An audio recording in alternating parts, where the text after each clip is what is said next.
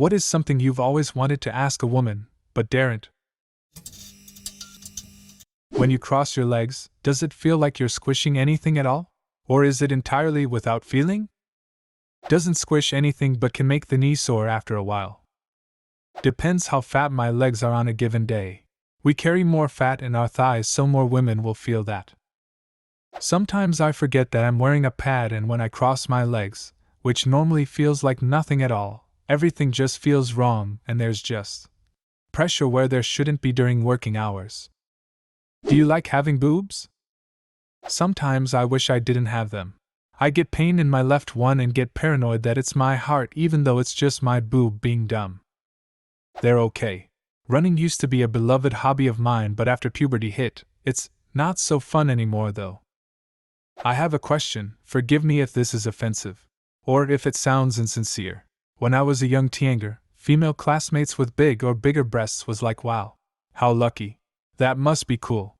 In my 20s, after starting to experience health problems myself, I had a lot of time to reflect on a lot of things. And what I've wondered is it even possible for a female with big or bigger breasts not have it affect her in a negative way? Like looks, envy, back problems, etc.? This might be a really stupid question, but forgive me. I'm just thinking of them as a type of tissue that can weigh a lot and can have negative physical and social ramifications. Just wondering if it's just some women with big breasts who go through this. Or, again, my stupid question, is it all women who have bigger or big breasts? I'm a 34G, and yes, there is a point where it's not fun. I have had back problems for years and went to high school in a place where bigger breasts were definitely not the norm, and I wound up having several situations with fellow students ranging from awkward to stalker behavior starting when I was 14. Past DD, you can no longer find bras that you can comfortably wear under $60 per bra, and can rarely find them in store to where you can try them on. And it can cost at least $80 for a swimsuit you can been seen in public in. Don't get me wrong, there are certainly upsides, but they just aren't normally for me. Mostly it's just break the bank, and my trust in human decency. Since you roughly know when you're expecting your period, do you ever use preemptive tampons or pads? Or does the period start before you use products? So usually the first sign is a blush of red when you wipe. At that point, you're not yet bleeding into your undies, but you're gonna soon. That's all the heads up I usually need. Exactly the same thing for me. Either that or a spot of red in the toilet, and then I'm like, ah, fuck me, and have about 10 to 20 minutes before ITBEGINS. Mine always likes to start in the middle of the night, so I have a nice surprise to wake up to. Doesn't matter if I have been wearing something the previous week in preparation. It knows when I forget. When participating in the online dating apps, do you read the profile, or is it all about the pictures? What sort of info are you after? I check the photo, read the profile, then check the photo again. What I'm looking for in photos is someone who looks like they're having a good time. Someone happy. I don't need crazy adventure photos unless that's a huge part of your life. If I were to imagine hanging out with the person in the photo, what would that be like? In the profile, I'm looking for a little of what things you enjoy and how you occupy your time, and a little of your values. Someone whose activities are compatible with mine means nothing to me if I know nothing about your values. So if you love going to concerts and trying out new restaurants, that's worth mentioning. If you also would go to your grave defending Donald Trump, also worth mentioning. If you love running and reading, mention that. If Jesus is your life and you want to spread the gospel, also mention that. Once you're in your 30s, you might want to mention if you're interested in having kids or not. In your 20s, I think you can generally leave that info out unless it's really important to you. If you're 20, probably stating that you want to make babies is a little intense. I used to read the profile most of the time.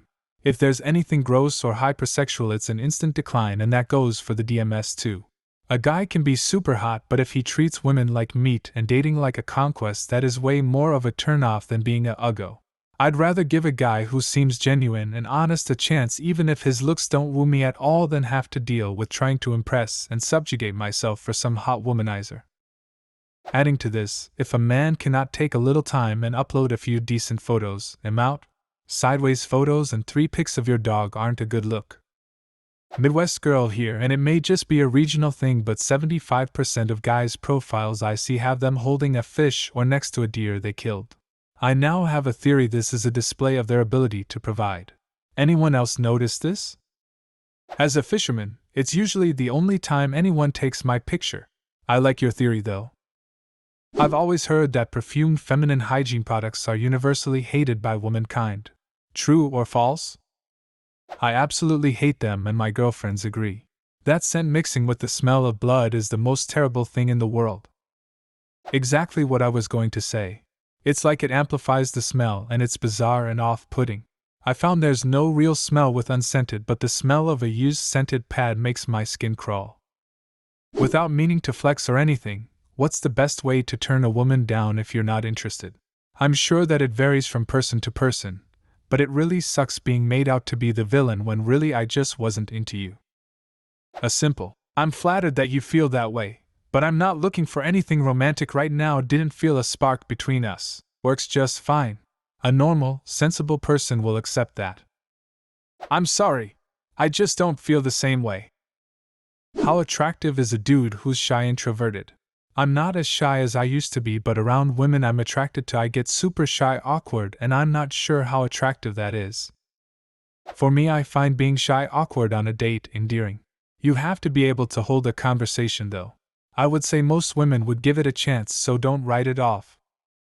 I get nervous when a guy is a bit too confident in himself. If he's a little too smooth, it makes me think that this isn't a big deal for him and happens all the time. I know this isn't always the case, but that's what pops into my head. So being shy and awkward is okay. It's cute sometimes. Just how aware are you when a dude is staring at your boobs instead of your face? Often, because we usually look you in the face, even your eyes, when talking to you. Always, since we are looking at your face, we notice a quick glance. Is it possible to make butter from breast milk? Ice cream has been made from it, so it probably is possible. Serious question. In your daily life, how often do you feel unsafe because of a man? In what sense do you feel unsafe? Afraid you're gonna get beat? Sexually assaulted? Something else? Does this fear come from personal experience, or stories you heard about others? I went to the gym with my boyfriend today and I saw this huge, tall meathead guy without a mask on. My gym really enforces the mask policy, so I asked the front desk guy if that dude has some medical note that exempts him from having to wear a mask. Front desk guy confirmed it, and thanked me for asking first. While my boyfriend is in the washroom, meathead guy comes up to me and says to me, "Maybe next time don't fucking complain about me when there's a sign at the front desk that says medical exemptions are allowed here. So you better watch yourself." I had been working out next to my man for 30 minutes, and this dude purposely waited until I was alone to confront and intimidate me for complaining about him when all I did was inquire about it.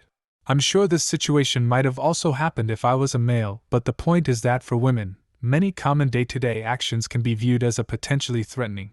Even shit as simple as walking down the street alone, sitting in our car looking at our phones, or going for a jog. Potential threats are just a constant presence in our lives. Pretty much every time a man behaves somewhat aggressively, even if he's harmless. This includes shouting angrily, very sudden movements, lack of personal boundaries, certain faces, and talking loudly.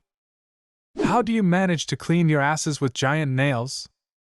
I'm a woman, but I also want to know the answer to this. We use our palms and the side of our hand, although I'm pretty sure that's how I've always done it. It's honestly not as hard as you think, haha. Sincerely. A woman who gets comments like, "You have weapons on your fingers," all day at work. Honest opinion on dad bods? I like my husband's body no matter what it looks like. His current build is dad bod, but he calls it a father figure. Depends on what's in the brain case. Intelligence and charisma are far more attractive than any physical feature. Lack of one or the other isn't a deal breaker. If you lack both, though, you could be Adonis walking among us and I wouldn't find you attractive in the least. Let's say I'm with a group of female friends, including my girlfriend, and I, as a man, somehow am the only one to spot a wardrobe malfunction on one of my female friends. How should I bring this to you without being a creep? Just discreetly tell her, and phrase it gently. For example, instead of saying something like, "Hey, I can see your boobs," say, "Don't mean for this to be weird, but your shirt is unbuttoned." Can they fix it quickly and discreetly? If they can't do anything about it, don't mention it. If your girlfriend is there, let her know. It's much less creepy coming from another woman rather than a man. What advice can you give a guy that can get a girl but can't keep one? Like there is a thing. Guy gets feelings, girl says she doesn't want to be tied down and leaves. This happening a few times in a row. Asked if she wants to be tied down before attempting to do so. Are most women married to guys they settled for? Is for most women the decision to get married to a guy more rational than emotional? Married woman with lots of divorced friends here. I married someone I truly love, and we just celebrated our 11th anniversary. My friends who settled have married someone because they felt it was expected of them are either divorced or very unhappy. I already make a point of telling my daughters that they don't have to get married and or have children if they truly don't want to. I am happy to be a kitty or doggy grandma. What makes you feel that the man is a real man? Most? When he can communicate his feelings and have respect for mine. When he can admit he was wrong and call me out gently but firmly when I am. When he focuses on solving problems together, no yelling, no blaming, no silent treatment. Just respect and patiently working it out. What is something you've always wanted to ask a woman? Leave a comment and subscribe to the channel if you want to see more videos like this one.